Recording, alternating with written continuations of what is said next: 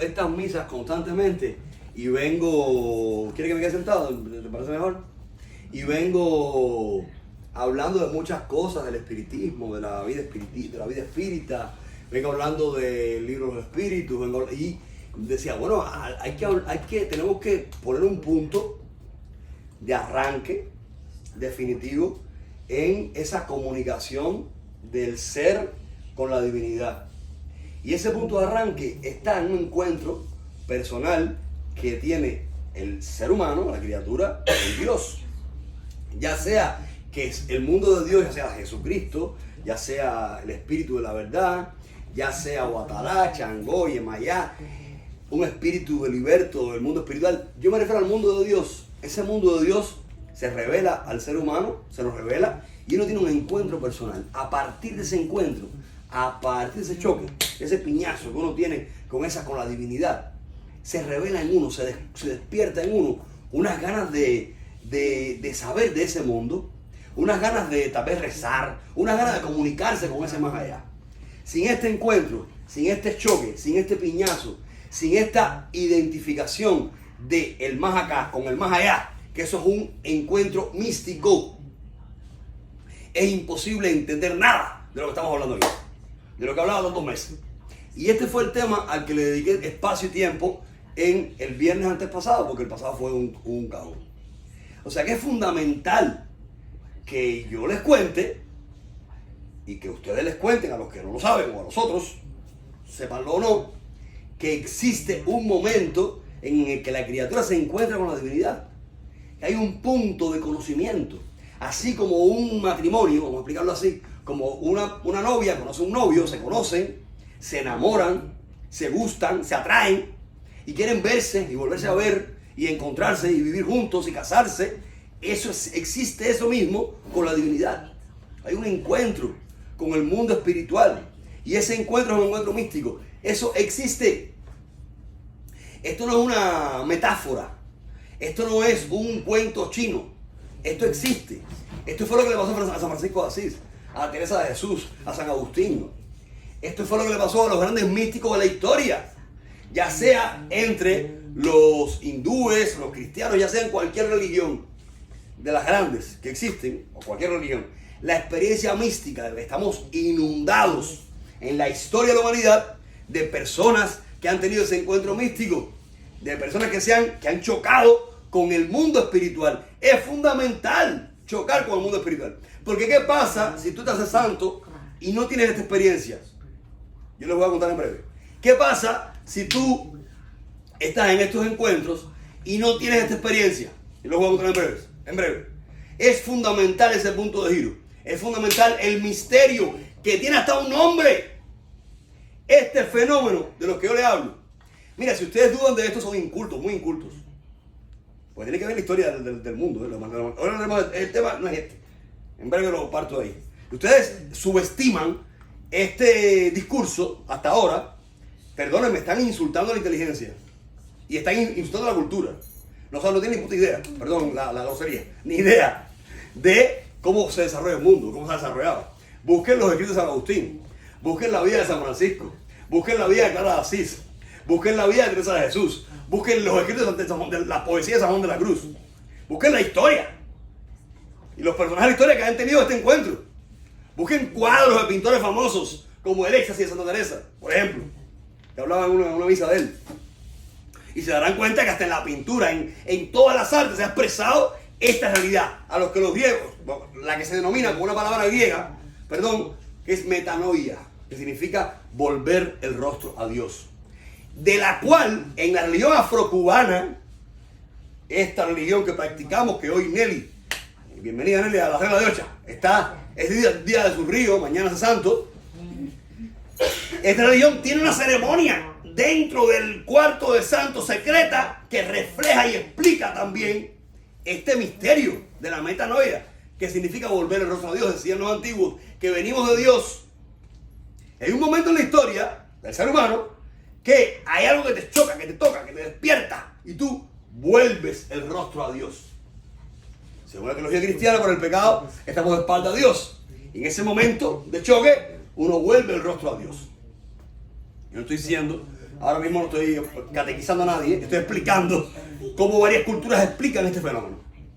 Bueno, pues yo estoy aquí parado para decirles a ustedes que esa verdad existe. Si ustedes han tenido un encuentro personal con el mundo espiritual, y ustedes han sentido aquí en su alma, en su pecho, en su mente, en su vida entera, algo que los despierta, que los motiva, que los anima, que les da ganas de vivir, que les da confianza en eso que es eterno pero que tú no ves, y que tal vez sientas mucho. Si ustedes lo han sentido, felicidades. Si no lo han sentido, búscalo. Pídele a Dios, a Jesús, a Batalá, a quien te tenga fe, pídele tener ese encuentro personal. Pídelo. Pide ese choque, pide ese encuentro. Pide sentir de aquí adentro que te ame algo grande. Prueba la experiencia de estar sentado y pensar en algo que te haga falta y sentir de pronto que lo regalan o que aparece de la nada. Pero ¿cómo es posible si yo no he hablado de esto? Y es que hay una compañía, significa que tú empiezas a tener conciencia de una compañía que nunca te deja solo. Tú empiezas a tener conciencia de eso. Ayer le decía a la Yabó que a la futura Yabó, que ya está casi Yabó, que ella le hablaba cosas íntimas de su vida en la misa que la hacía y le decía, y a partir de mañana más nunca vas a estar sola. Porque una vez que tienes ese encuentro personal con el mundo de la divinidad, tú no te sientes más solo. Tú estás acompañado por la fuerza del mundo espiritual. Más nunca estás solo. Es una cosa impresionante. Es una experiencia mística. Si tú no lo sientes, pídelo para que lo experimentes. Entonces, esto es fundamental. Pero esta experiencia, una vez tenida, este era el tema pasado, una vez tenida esta experiencia, una vez ya uno chocar con esa verdad y que esa verdad cheque contigo y que te inunde de verdad, de luz, hay un segundo punto. Y es la necesidad de acrecentar el conocimiento. Tenemos que estudiar, porque el conocimiento es fundamental para crecer como seres humanos. El conocimiento es fundamental para crecer el alma y para abrazar a los otros, para no fanatizarnos. Es una estrategia, disculpa la frase ahora, asquerosa de muchos religiosos, padrinos o madrinas, lo que sea, que acuden al recurso del fanatismo y del miedo para captar personas, manipularlos y mantenerlos a su merced como esclavos y vivir de ellos. Mira, si tú tienes un encuentro personal con el mundo espiritual y tienes un encuentro personal con Dios, con los espíritus, con la verdad de Dios, tú no puedes manipular a nadie, tú no puedes robarle a nadie, tú no puedes esclavizar a nadie, porque no estás limpio, porque no te sientes bien contigo mismo. Pero desgraciadamente en este mundo nuestro, y no voy a hablar de los católicos, ni de los pentecostales, ni de los nada, voy a hablar de los santeros, de los espiritistas. Voy a hablar de nosotros, de la basura que le vamos contando al mundo, del desastre que le vamos contando al mundo, que a veces no sabemos ni hablar, que nos paramos en YouTube o donde sea a decir unas cantidades de sandeces y de tonterías mal dichas, mal expresadas, errores históricos, errores de todo tipo. Tenemos que estudiar. Un babaláu, quiere decir esa palabra, es el padre de los secretos. Es como un sacerdote mayor, un oríate. Orí es esto que está aquí, es como este chakra que está aquí, que significa inteligencia o significa sabiduría, le llaman en muchas situaciones el tercer ojo, ¿verdad? Orí, ate es estera. Un oríate es la inteligencia de la estera. Es como la sabiduría suprema del caracol. Es el sacerdote mayor de la regla de Ocha. Pero ¿cómo usted entonces no va a conocer la historia de la humanidad? Pero ¿cómo usted entonces, si es un sacerdote mayor, no va a conocer usted la historia de la religión del mundo? ¿Cómo usted no va a conocer nada de nada? Si no está en el caracol, ustedes van al caracol y van a encontrar que es un oráculo impresionante, bello, hermoso. Es más que un oráculo. Contiene en sí mismo la historia de la humanidad entera. Es hermoso. Como usted, que es un experto, un estudioso, de ese arte, porque es arte el caracol, usted va a desconocer qué ocurrió en el mundo en tal guerra o más cual guerra. Usted va a desconocer cómo surgió el mundo musulmán, cómo surgió el mundo, cualquier cosa del hinduismo. Usted va a desconocer las 4 grandes religiones del mundo. Usted va a desconocer la historia. ¿Cómo usted va a desconocer la realidad humana si usted es un maestro, supuestamente, de un arte tan grande y tan aglutinador como el mundo del caracol, o el mundo de Ifá? Entonces, estamos dando una imagen tremendamente horrible al mundo. Y esto nos despersonaliza. Y esto, además de despersonalizarnos, desespiritualiza la religión.